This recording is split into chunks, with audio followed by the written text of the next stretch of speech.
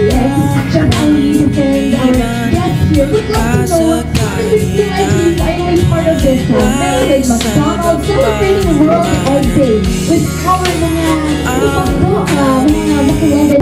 Pero each 20 years na pala ever since the very first. Kasi po, aplikado ako for that. And the sauce, I think that's really what makes it a chef's kiss. And have this celebration. Okay, first off, I'd like to greet everyone. Happy World Egg Day. And friends, anong pakiramdam? Big love you. Ako ulit.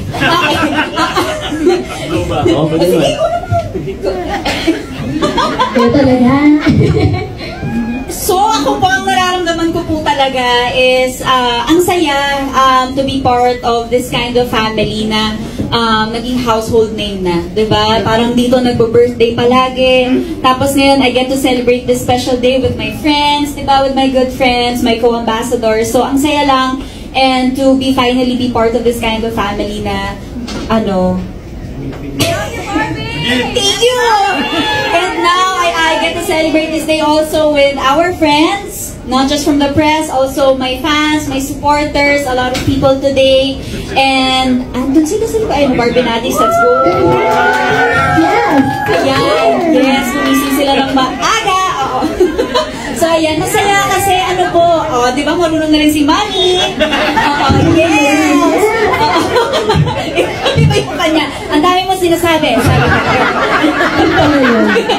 Ayan, very, very happy and grateful to McDonald's for entrusting me and Davey to be part of the family. Thank you so much. Thank you. Palakpakan natin everybody.